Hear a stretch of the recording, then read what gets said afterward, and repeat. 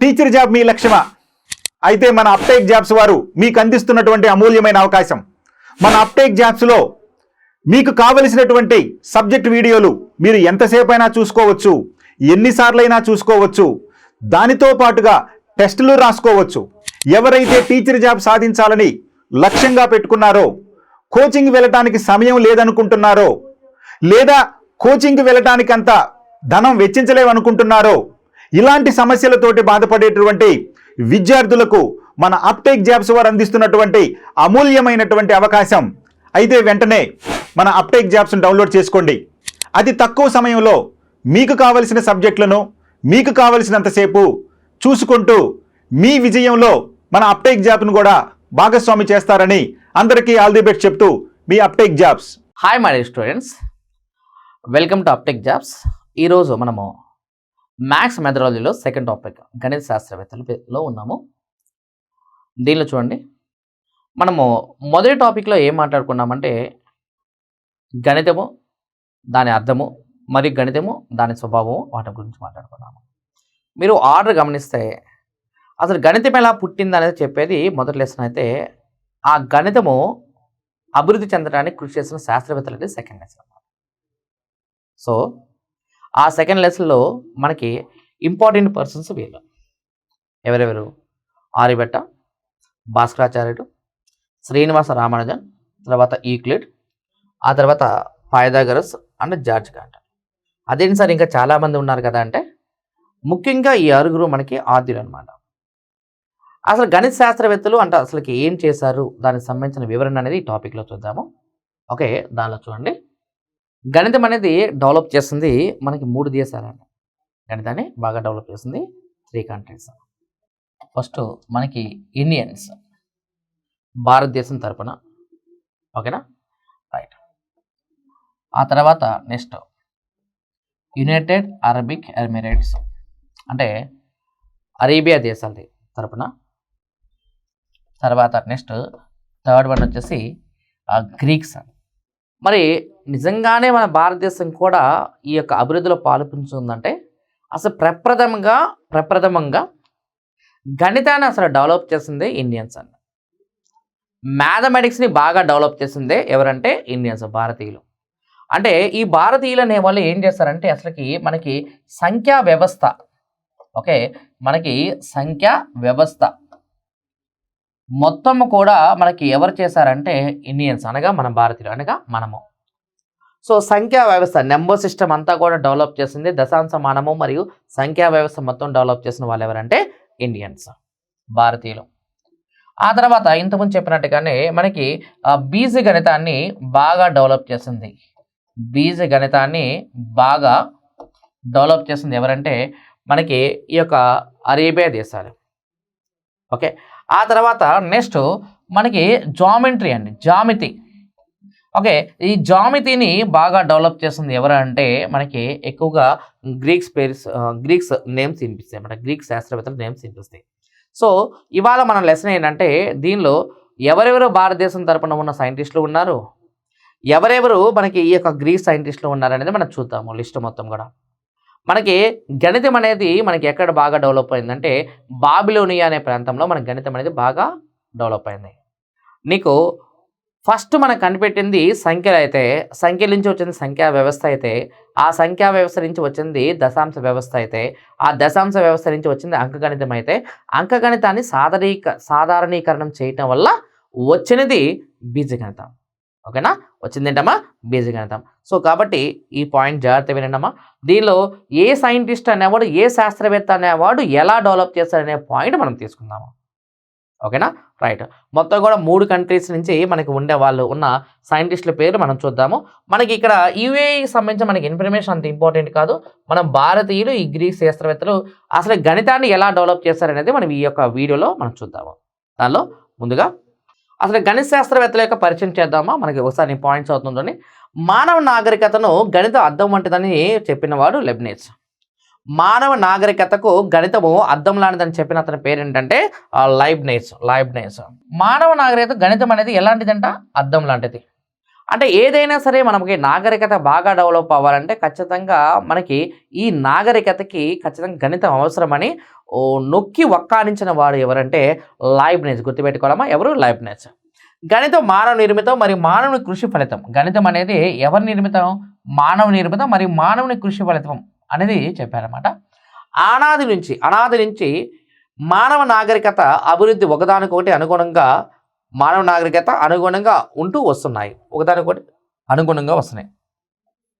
అంటే నాగరికత అభివృద్ధి అంటే నాగరికత అంటే మనకి కల్చర్ అనేది బాగా డెవలప్ అవటం, అభివృద్ధి అంటే అన్ని విధాలా డెవలప్ అవటం అన్నమాట.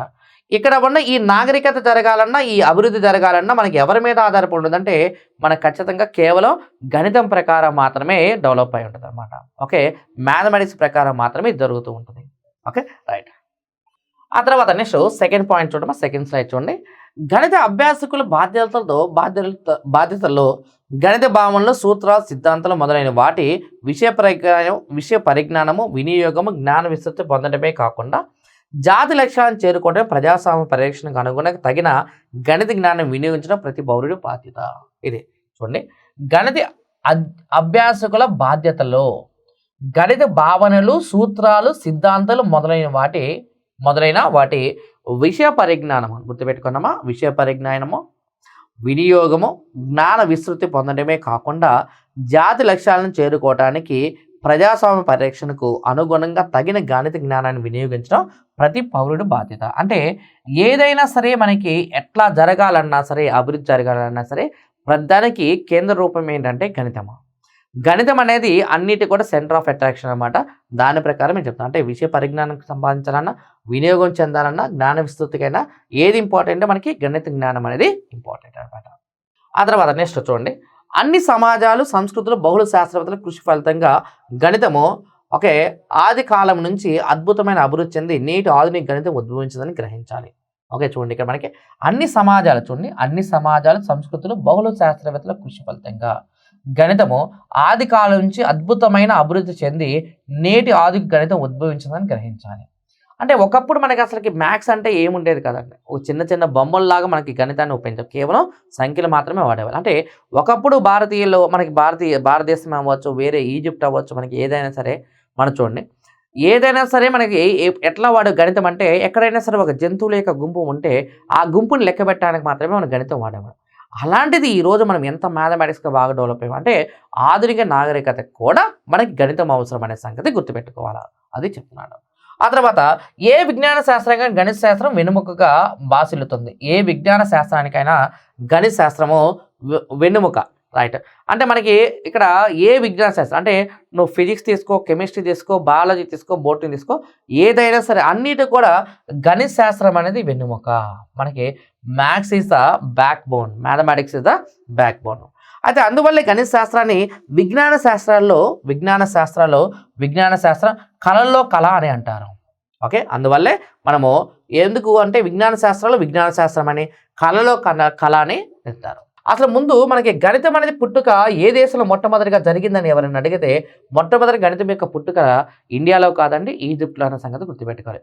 మనము ఈజిప్టు, ఆ తర్వాత బాబిలోనియా తర్వాత మాత్రమే భారతదేశంలో ఉన్న ఆర్యులు మన గణితాన్ని బాగా డెవలప్ చేశారన్నమాట.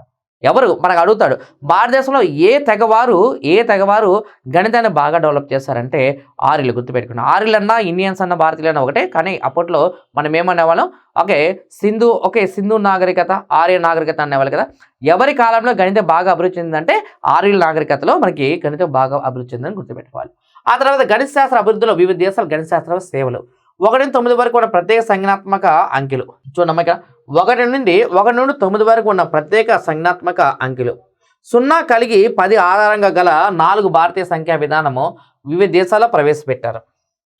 1 నుండి 9 వరకు ఉన్న ప్రత్యేక సంజ్ఞాత్మక అంకెలు 0 కలిగి 10 ఆధారంగా గల 4 భారతీయ సంఖ్యా విధానం వివిధ దేశాల్లో ప్రవేశపెట్టారు. అంటే 10 ఆధారంగా అంటే అర్థం ఏంటంటే చూడండి, మనకి 10 ఆధారంగా చేసేదాన్ని మనం ఏమంటామంటే దశాంశ వ్యవస్థ అంటారు. దశాంశ వ్యవస్థ ఏ దేశం కనిపెట్టారంటే భారతదేశం కనిపెట్టారన్న సంగతి గుర్తుపెట్టుకోవాలి. దశాంశ వ్యవస్థ ఎవరు కనిపెట్టారండి? భారతదేశం వాళ్ళు కనిపెట్టారు, ఇండియన్స్ కనిపెట్టారు. అది వివిధ దేశాల్లో అభివృద్ధి చెందబడింది. ఎందుకంటే చాలామంది రాసేటప్పుడు మనకి నెంబర్స్ రాసేటప్పుడు అందరూ కూడా వేరే వేరే రకాల ఉండేవి. అందరూ కూడా మనకి ఏం వాడామంటే మనకి ఆక్టోగోనల్ సిస్టమ్ వాడేవాళ్ళు.